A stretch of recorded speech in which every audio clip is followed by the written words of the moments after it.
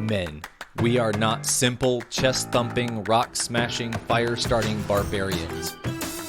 We have depth. We intensely feel. We are scared, yet brave. We love to have fun. We're imperfect and make mistakes. We're compassionate and loving. We are multifaceted. Let's explore the reality of masculinity together. For those of you that have been listening to the series on dreams, I want to let you know some good news and some not so great news. And that is, the good news is that we are going to continue the series on dreams. That's not going away. There are still a couple more that we actually want to do to expand on the ideas and the concepts around that. The not so good news is that is going to be put on pause for now, because after thinking about it and really talking to a few people, I feel like it's more important to have conversations that help men for where we are right now as a society. And while dreams are important, they're a passion of mine, you spend a lot of your time sleeping, etc., that passion doesn't necessarily apply across the board for all men. Where today, my guest, which is also my brother, we are going to be talking about something that is universal, which is building a culture of vulnerability. Why is that important? And quite frankly, how the hell do you do it? And so if you've enjoyed the Dream series, know that there is going to be more episodes coming down the pipeline, but that is put on pause for now so that we can dive into, given everything that's going on in our world today, how do we as men build relationships that have vulnerability interwoven in them? Because now more than ever, we need the depth that offers, that vulnerability unlocks for us men. We need it. So today, we are diving into how do you build a culture of vulnerability. As always, if you have not already, my ask to you is that you pause this, go ahead and leave a reply, and let me know how these episodes have impacted you. And for those of you who have not subscribed yet, I know that there are a chunk of you. My analytics show that about 42% of my listeners are not subscribed. So if that's you, please go ahead and pause it, hit the subscribe button so that way you don't miss out on future episodes. Okay, let's go ahead and get started on how to build a culture of vulnerability.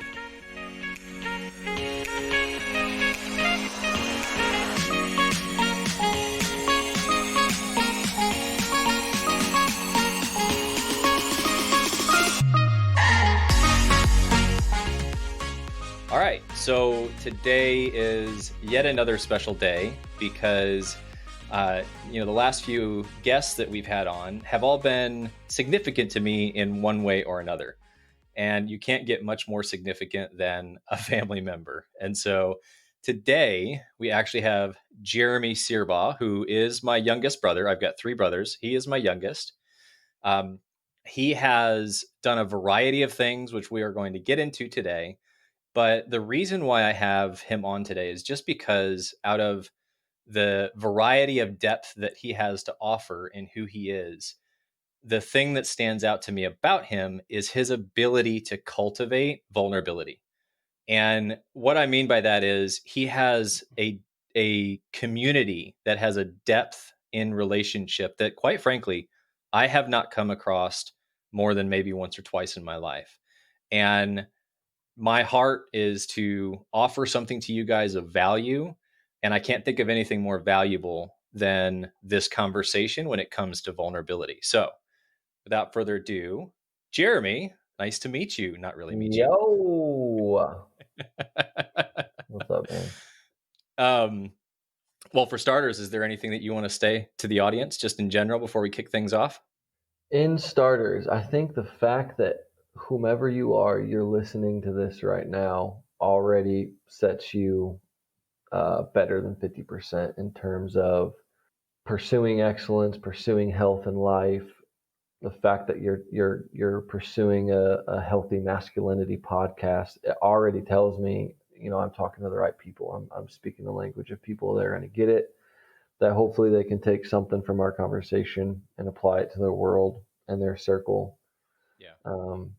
So that makes me hopeful for taking some time to hit record and have a chat between brothers, because I think the men that are listening to this right now, and even women, will be able to quickly translate to their own worlds. And to me, that's worth my time. Yeah. So I'm pumped for it. So my first question is, vulnerability in the last couple of years really has kind of somewhat become a buzzword in certain circles. But I, my question within that is, why is it so attractive, meaning it's become a buzzword, but at Hmm. the same time, so scary? Like, what's so scary about vulnerability for men? Somewhere along the lines, vulnerability got a really bad rap. It got paired with men, it got paired with like weakness and Yeah. a myriad of other negative words like, don't cry and all this stuff. And so I think the lack of understanding of what true vulnerability is scary for men. And some of the strongest men I know, the ones I look up to the most, the ones I respect the most, who lead and take authority and protect and guide, are at the same time some of the most vulnerable men I know. So powerful and strong, yet they still, lead and protect and care. It's not weakness. Yeah. So I think why it's such a buzzword and why it is powerful and why it's something to pursue as a person and pursue in community and pursue in your marriage, etc. I would put vulnerability and authenticity as like best friends. And people Okay. love authenticity. So if I'm being really authentic, I'm probably being quite vulnerable about where I am at in life and how I'm Yeah. doing and how I'm feeling.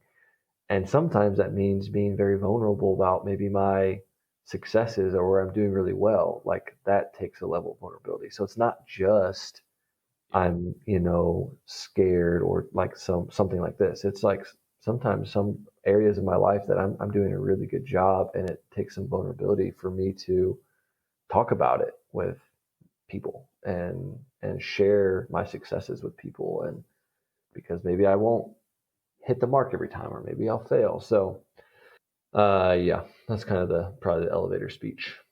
So you just hit on something that's really interesting that I kind of want to dig a little bit deeper on. And that is the whole piece of the strength of vulnerability, but specifically within that, as far as what you said, in the sense of it can feel really vulnerable to celebrate the good, to Hmm. almost um, let yourself be cheered on by other men, Yeah. and just how that can feel scary or not applicable to the relationship or whatever it may be. Hmm. um, I I think that at least in the circles that I run in and the friends that I have, and I know the friends that you have, it's almost like we've learned how to risk.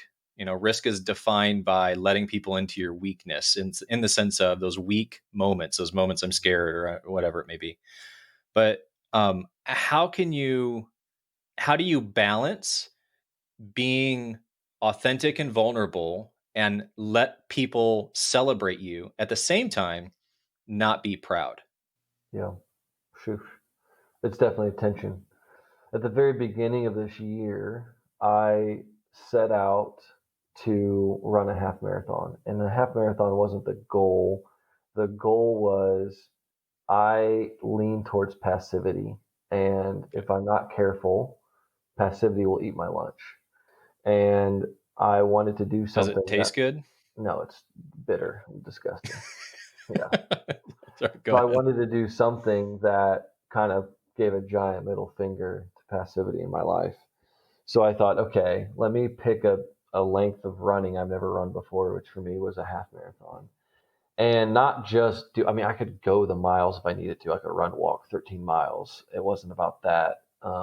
It was about, well, let me do a training to work my way up to it. And let me stick to that training every day if I could. And so it was very vulnerable for me to share with my guy friends on this date, I'm going to run a half marathon. And I actually want Mhm. to invite you guys to do it with me. And they were all about it and yes and amen. Um, but what was more vulnerable was being really honest with them about the training process, because that's why I was doing it. So the days that I didn't want to, or just straight up didn't do it, and also the days I like, guys, I freaking crushed it, and it was so much fun. And like, this is what I'm learning in it, etc. But I think it was vulnerable. So this is like a very positive thing. Like, I picked a half marathon, and I worked my way up to it, and I ran it. But it's like, what if I don't do it? What if I say I'm going to do something and don't follow through? And also, like, it feels for me kind of vulnerable to also that day that I did it and achieved it. It felt awesome. It was a ton of fun. It was a big crescendo of like me following through with something. And then a couple of my guys came out because of COVID. It got canceled, but I said, "F you, passivity. I'm doing it anyway." I just ran up the That's road awesome. 13 miles and back, and some of my buddies came out, did it with me. And yeah, as I think about sitting around my fire that night, it felt somehow vulnerable to achieve this thing and to be kind of public with it. It wasn't a, hey, look at me, look how awesome I am. It was my friends celebrating with me that I chose to do something hard Mm, and positive and followed through on it. yeah. Um, so one of my best friends, Jeremy, is running a half marathon in every state over the next 3 months, raising money to go over to Indonesia Wow. long term. And he shared with me and online on his Instagram account, like, how scary it is to put this goal out there, and he's living out of his van for the next 3 months and is going to do it. And like, what if I get hurt? What if I um, can't? What if people don't join? Like, he wants people to join with him, and he wants to raise money. What if I don't raise the money? Like, it's this Yeah. really cool, exciting thing. He's not braggadocious about it. He's like, actually, I'm pumped for myself that I'm doing this, and I'm pumped for him. But it's kind of vulnerable to put yourself out there, and it's scary. So Yeah. Yeah.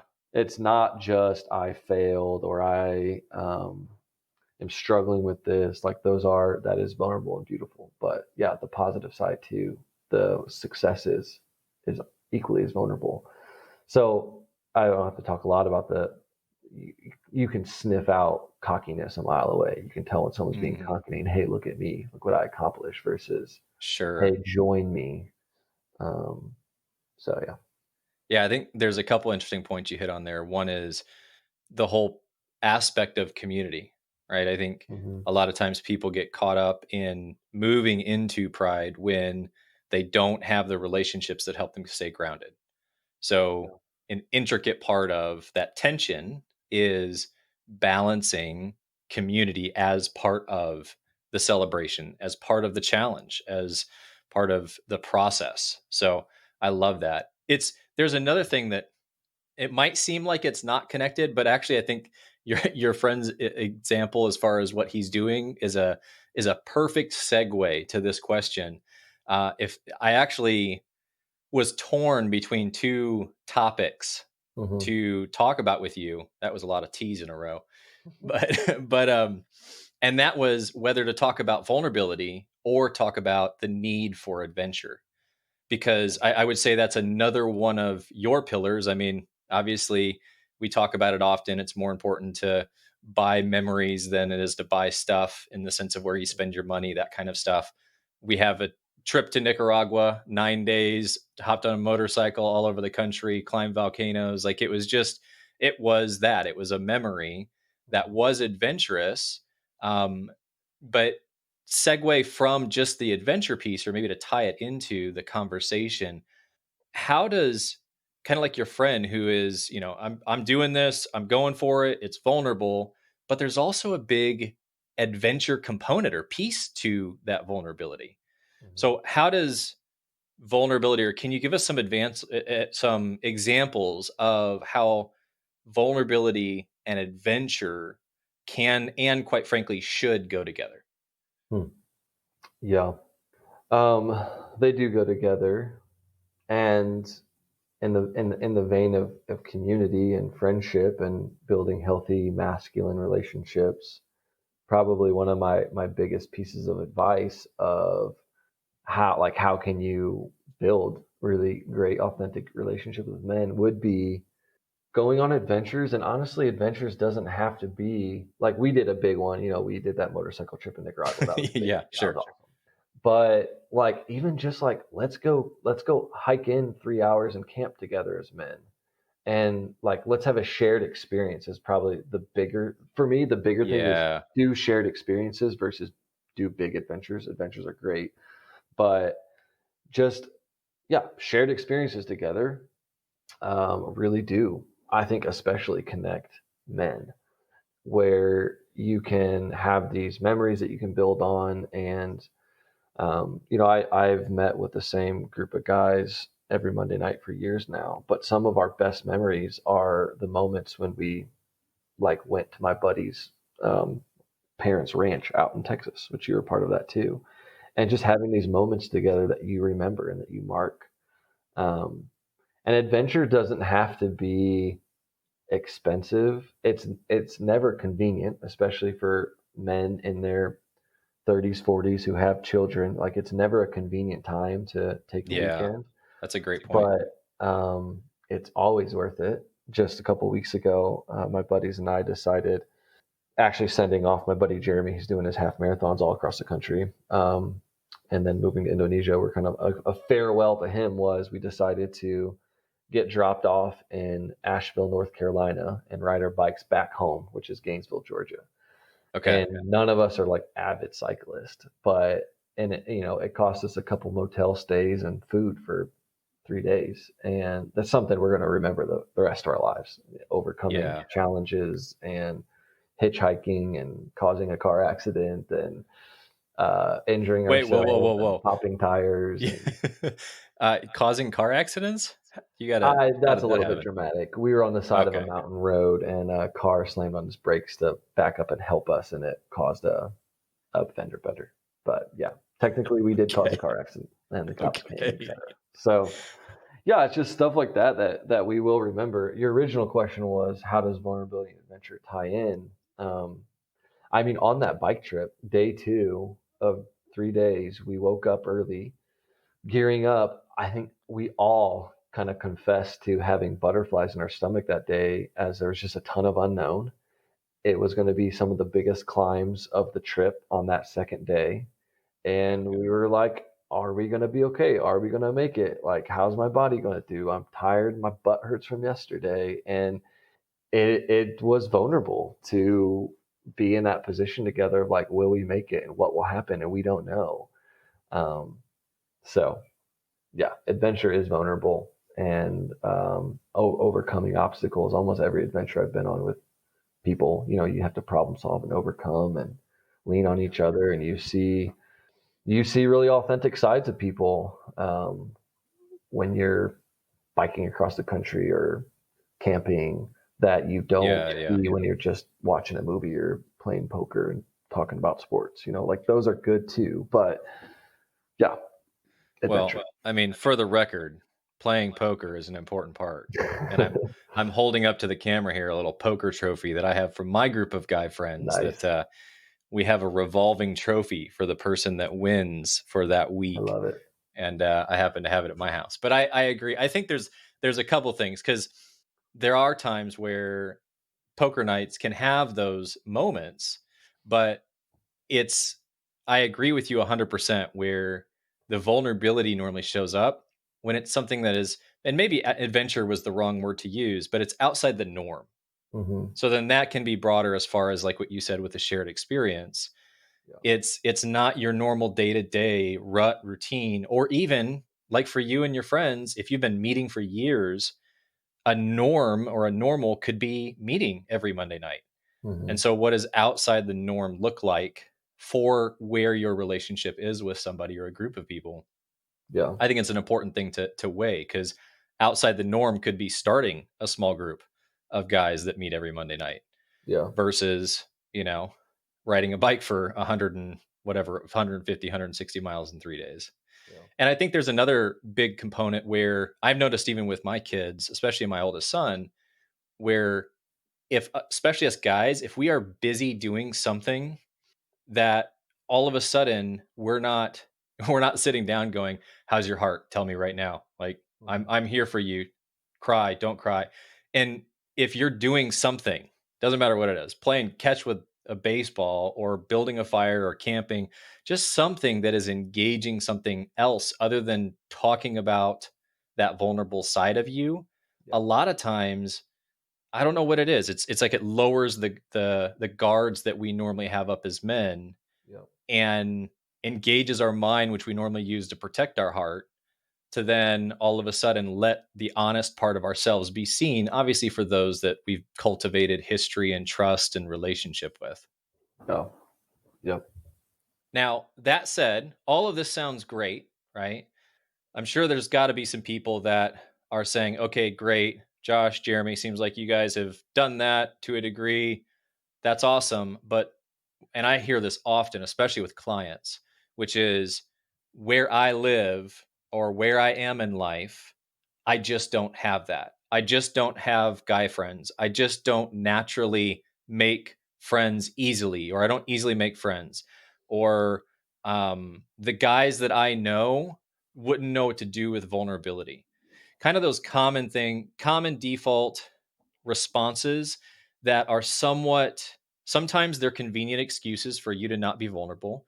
Sometimes they're semi-legitimate given your circumstances. Mm-hmm. But for those men specifically that say, you know what, this conversation on one hand sounds great, on the other hand, almost feels discouraging because I don't have what Jeremy has, and I don't even know where to start to try to get what Jeremy has. What would you say to those guys that really need to either step it up a level in vulnerability or just engage in relationship differently than they have been to begin to cultivate that community of men around them? Mm-hmm. I would probably challenge you and say, how bad do you want it? Stop making excuses and put yourself out there and join a small group, join this, go out for that. Like, I don't know, like it's going to take work. And even I personally have it laid out in front of me, like I've cultivated in a beautiful way to some degree.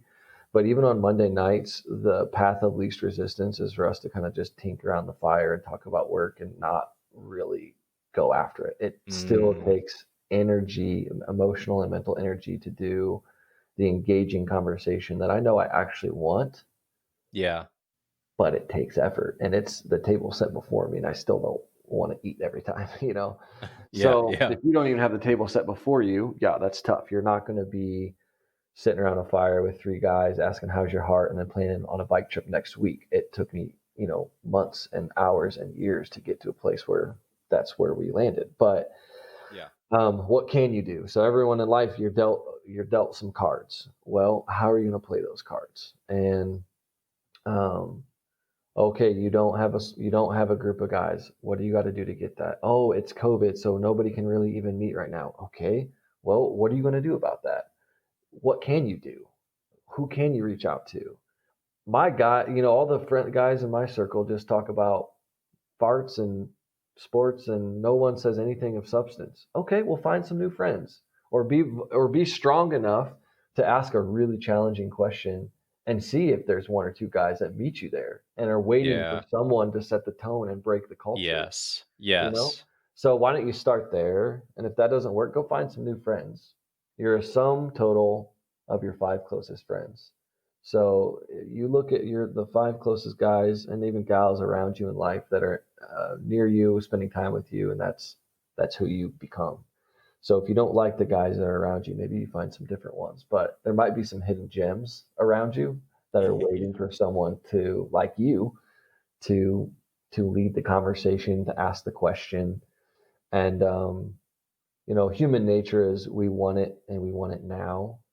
If you're starting from a bit of a ground zero, be okay with if all you guys talk about is you play poker, which is awesome and actually kind of a shared experience for a lot of guys and great. And Yeah. after poker, you ask, where's everyone failing and succeeding at work right now? Like, I would think that's like not a very vulnerable question at all. But for guys who never talk really personally, that is quite vulnerable. And Yeah. see where the conversation goes. So stop making excuses and fight for it. Treat it like a part-time job, creating some really great friendships. Do the pursuing, do the planning. Maybe you got a group of guys, plan a camping trip, invite them over. Don't wait for them to invite you back. Just invite them again. Um, yeah, stop making excuses and go after it. You can do it. It's going to be difficult for sure and not easy for sure. But to me, it's worth it. You need to measure that within yourself if this is going to be worth it, but it definitely will take time to cultivate and create, but it's for sure worth it. Yeah. I love that, Jeremy. I really do. It's because I know that we've talked about it several times, but our dad is not a proactive man in a lot of ways. He has great attributes, great qualities to him, but he's not the most proactive. And so even what you said earlier is in the sense of punching passivity and going after it and all of that. Yeah. That's something that I've even had to fight. And I hate the excuse that it's just, oh well, women are naturally good at relationships and men aren't, because it's it's one that I hear way too often, and quite frankly, I've used it myself in the past. It's just really convenient, right? Mm-hmm. And I actually have you sent me a PDF. So for those of you that say, okay, great, Jeremy just gave me one question to ask. I'm not going to ask the "How's your heart" question because the guys don't know what to do with that. He sent me a PDF. Gosh, what was it, Jeremy? Maybe 9 months ago, a year ago, of 1,001 questions to ask, and they progressively get harder, or more intimate, or more thought provoking. Mm-hmm. And I don't, I don't remember the question off the top of my head, but it's like number one is, what do you think of the weather? And number 1001 is, what's the meaning of life? And everything from either spectrum. So I'm going to add a link to that in the show notes for those of you that are interested, and just say, I don't even know what questions to ask. Well, we're going to remove that excuse, right? Mm-hmm. Now you have 1,001 questions to ask that you can download and take a look at or pass along to a friend. um, with for men that are they're in this journey of cultivating relationship. They say, I hear you, Jeremy. It is something that I want to fight for. I feel afraid to fight for it, but I'm gonna do it. What would you say to those men who are kind of at that tipping point of wanting to dive deeper? But let's be honest, like it is scary. It is intimidating to be that man that kind of chooses to lead other men, and in the sense of not necessarily, hey, let's go charge that hill, but lead other men in the sense of asking, initiating those questions. I've seen you do it in so many different settings where we are all sitting around dinner just talking, and then you drop a question that just changes the conversation. That's something that you have definitely cultivated, but it's also something that's not natural, for anyone that I know of to do it in the way that you do it.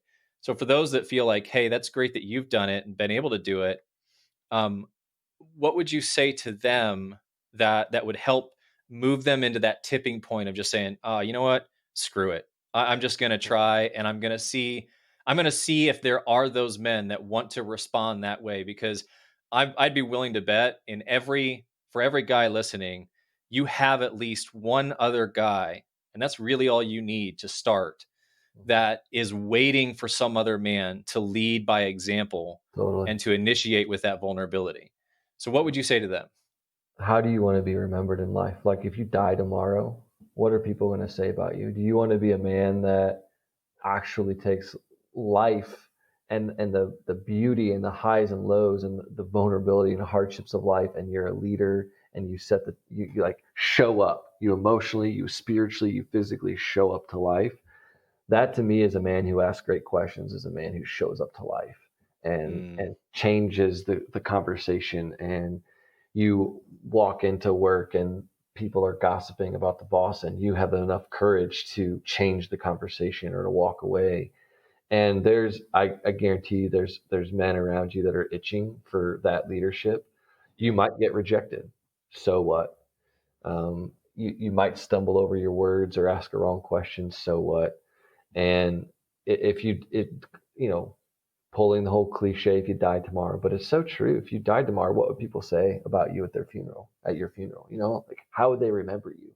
Would they Yeah. remember you as a guy who just kind of dinked along and kind of hid in the shadows and just did just enough to not get noticed and just kind of kept his head down, and or like a man who had convictions and stood up for what he believed in, and and drew other men into a place of strength and vulnerability. Um, my wife and other female friends of mine would say, like, when they see me and my guys get together, there's like strength there. I think Yeah. women in the world are attracted to men who are linking arms with other men and Yeah. being Yeah. honest and vulnerable and going on adventures and sharing, super deep around the fire like we do on Monday nights. Like that's attractive to them. They're like, "What are you guys talking about? And what do you guys do?" Like they're curious about our group and like what we're about and whatever, because it's attractive. So um, I guess what I would say is similar, like just don't make excuses and just do it. Like the worst case scenario to me is not that bad. The worst case scenario is you lose some of your friends who are able to run with you at that level. And honestly, that's dramatic. You might not even have to lose your friends. You just don't have to give them your full time. And you don't, you can still have friends that have varying levels of male friendships. I Yeah. have a Yeah. couple that I go super deep with, and they know everything about me, and they know my failures and my successes, um, and then I've got second and third tier friendships that I'm cordial and kind with, and will update how my family's doing, but they're not getting all of my vulnerability. Sure. So Yeah. anyway, yeah, just freaking go after it, man. What are you waiting for? Stop it. That's awesome. I love There you that. go. I would add to that, just as far as like the tiers of relationship, I agree with you wholeheartedly on that. Is also because as you know, I have moved a fair bit in my lifetime. So We grew up in the Midwest. I lived in Pennsylvania, Florida, California, Texas. And so in that, it can also be, there are, because what I've seen happen with people is they say, okay, this is my kind of core that I run with. And it becomes immovable or it's like locked in stone. But understand too that relationships are fluid. yeah, And there are times I know that when I had kids, all of a sudden there were certain guys that the relationship changed just because we didn't have as much in common. They were still great guys. I still liked them as friends, all of that. yeah, But the depth of the relationship didn't have that same compatibility because just where we are in life is changed. And the same is true for moving. I have some really close friends from years of cultivating relationship in California, and I talk to them periodically. I just went out there to shoot a 3 day 3 day video shoot for a dream interpretation course that's launching here in a little bit, and just to connect with them and hang out with them. It was so much fun. But then I also, because now I'm in Texas, I'm having to cultivate or kind of rebuild a community here in relationship. It's not that I throw those away, but understand too that it is fluid. It ebbs and flows given where you are in life physically, as well as just where you are in life and the journey of life too. yeah, yeah. Let me ask you a question. How did Yeah. you go from Marine Corps, don't cry, martial arts instructor, super shut down to your emotions, and vulnerability was for sure equal to weakness Yeah, and totally. wussy, whatever, to this whole picture of a man who values and sees the strength and vulnerability? So obviously that's a huge story and whatever, Yeah. but I guess specifically vulnerability, as a Marine, corporal, vulnerability is weakness. Now, as a man in your 30s who's successful and a dad, etc., who values your Marine Corps experience, but you're like, nope, I was wrong. Vulnerability is not weakness, it's strength. Yep. Was there a moment or a person? Like, how did you bridge those two extremes? Um, that is a 4 hour answer. Okay. But I think if I were to give a 2 minute answer, the short version would be that, um, I often say growing up, I don't recall many conversations around sex, money, or emotions. Mhm. And so it just wasn't talked about. And then obviously going in the Marines, it just kind of further reiterated any kind of emotion other than rage is like the only accessible emotion, right? Anything else is weakness. And so I basically used that after I got out of the Marines. I think there was two kind of pivotal moments in my life after the Marine Corps that did that. One was a few weeks after the Marines. I actually had dinner with a girl I had a crush on, and she challenged me about, said that I was running away from God, and I was like, Marine Corps martial arts instructor, I don't run away from anybody. And driving home from that, I realized, holy cow, I actually have been. I told friends in the Marines I hate God. I wanted nothing to do with him. Really, I was hurt by my dad, and I imposed that onto my God. But Mhm. um, and so then I that started a spiritual journey for me that kind of laid a foundation and softened my heart in a lot of ways. In certain ways, it softened my heart, but it didn't connect me to my heart. And so that kind of started this journey of, I went around to family members that I felt like I hurt as far as the way that I acted out as a kid, and apologized and all of that, and ended up in Africa for 9 months as part of that spiritual Mhm. journey. Um, but even within that, so there's a spiritual component, and then there was the emotional component of it, which was, I had done all of that, a bunch of other things too. But then there was a moment when I was in California that I had spent myself, like everything I had in me, to launch this company with a couple other people. And we spent a year building it, and we launched it, and it didn't work. I mean, and we lost a ton of money. We basically lived off of our savings, as well as the, significant investment that was put into the company. And I basically burnt myself out in that. At the same time, I was addicted to looking at porn, just coping and managing. I was actually going to, so I was building this company and launching it, going to a ministry school in Redding, California, which is just, it was like another evolution in my spiritual journey. And at the same time, was checked out, kind of shut down to my wife at the time. um, began to get shut down to just other relationships because I just didn't have the capacity. Mhm. And then when it didn't work, it didn't launch. I just hit my one of my rock bottoms. I don't think that there's one rock bottom that can turn you around. For me, it was in that moment. I had Blair, who was just a guest on a couple episodes previously. He randomly reached out to me the week that that company launched and crashed, and just said, "Hey, I don't know if you remember me, but just wondered if you wanted to grab lunch." And we had one business meeting like a year before that, and he just literally just thought of me in that moment, and we had lunch. And really, what it was is, in that lunch, I was desperate. I was broken. I was broken down. I was like, man, I literally don't know what to do. I gave everything I had to this company. And he's like, well, I don't have the answer to that, but there is a men's group that I go to that meets every Monday night. Must be a thing. And, um, you're more than welcome to come if you want. And I was just at this place of desperation where I just said, okay, I'll do it.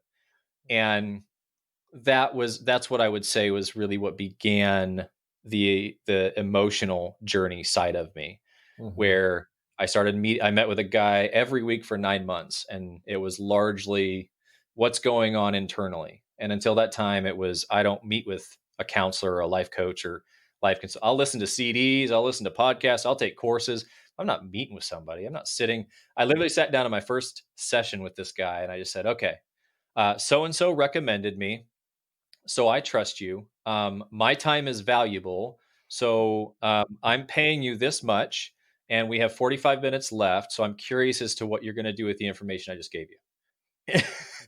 And he literally just sat there for probably like a good 30 seconds of awkward silence. And it was the first time I had slowed down enough to feel anything.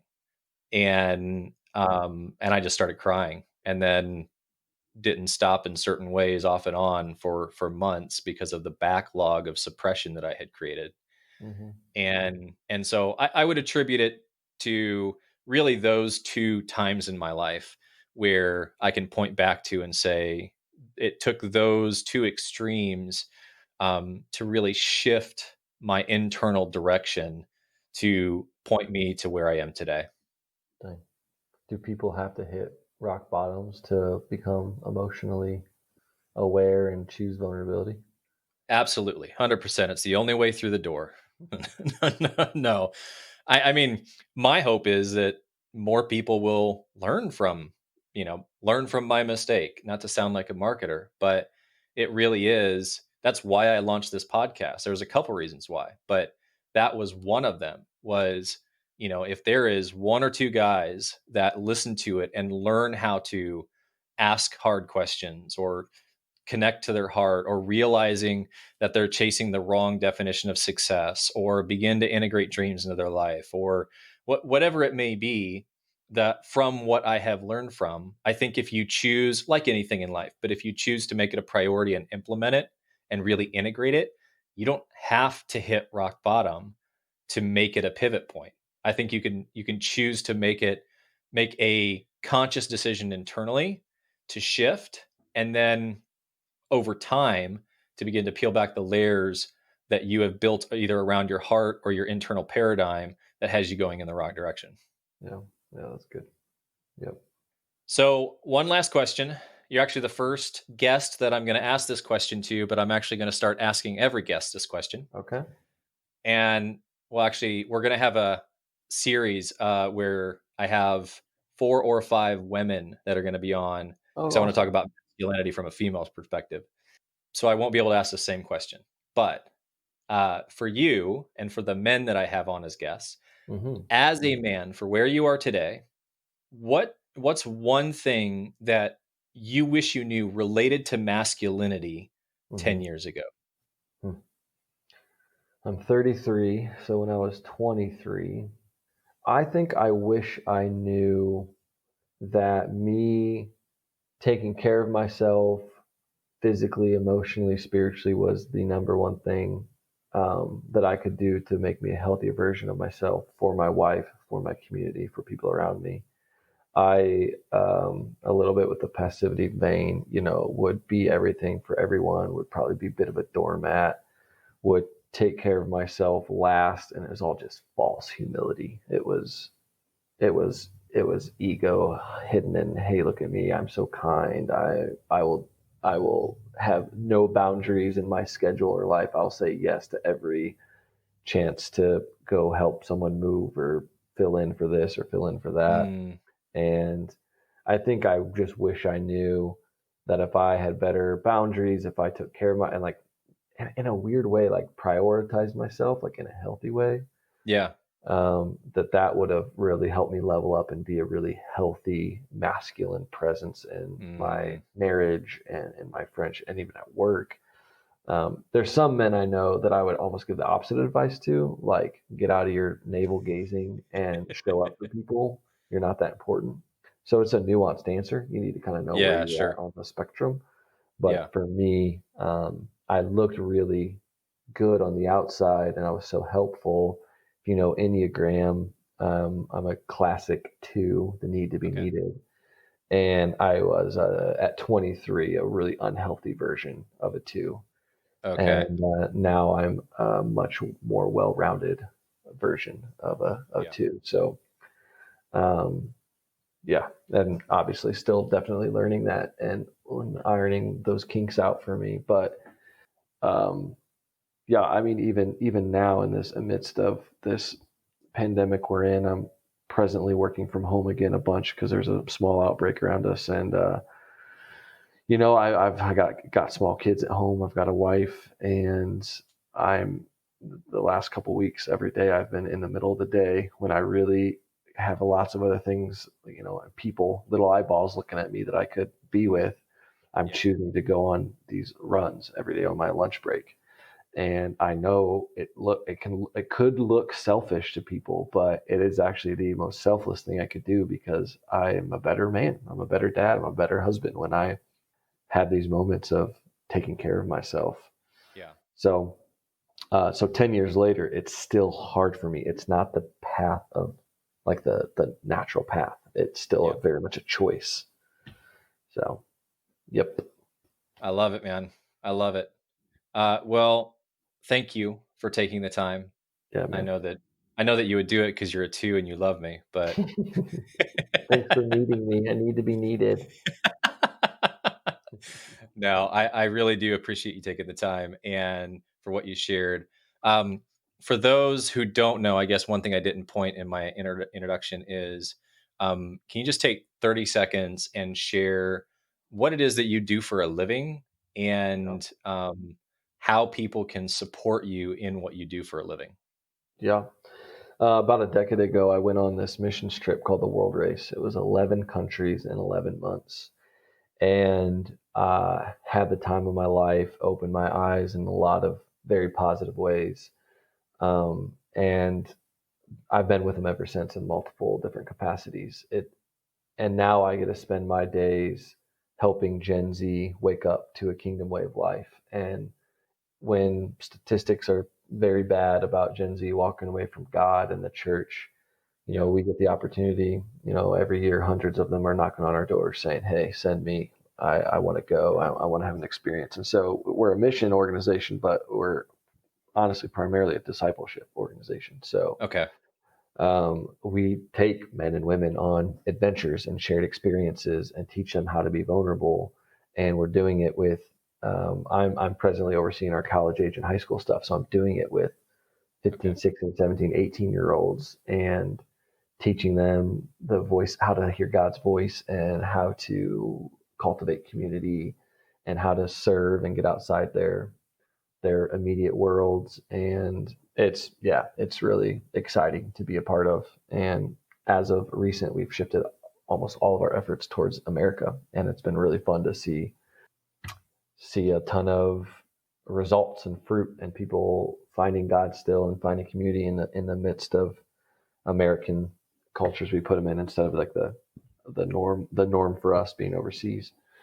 Yeah. Um, yeah, I am like just really privileged and honored to be able to give my hours and my days to something to me that's super meaningful. So that's what I do for a living. Yeah, I do raise money, part of my salary. So if you're interested in supporting me help Gen Z live a kingdom way of life, Josh can maybe put something in the show notes to Yeah, yeah. donate We'll to my we'll salary. put a direct link so that people can, if they want to do a one off, or I mean, I know that for you, consistency in that. So if you want to commit even just $10 a month, it makes a big difference for Yeah, you. I mean, you've got 3 small kids and you're actually raising money while living in the United States with a family. So I really admire that part of you. So we'll add a note. So there's going to be a couple links within the show notes. One will be to the PDF with the 1,001 questions. And then another will be if you really felt, even if you got one thing from this podcast episode, as I would ask as a thank you, give Jeremy $5 and just say, I want to take you out to coffee. Um, or coffee's on me. Or if you want to give $1,000, that's great too. But I think a small something for his time and for the years of depth and wisdom that he has cultivated and shared would be a very giving gesture. So again, Jeremy, thank you, yeah, love man. you, and Love you too, dude. I'm sure either you'll be at my house soon or I'll be at your house soon, one way or the other. Every year we've made a commitment. We haven't missed it yet. All right, bye.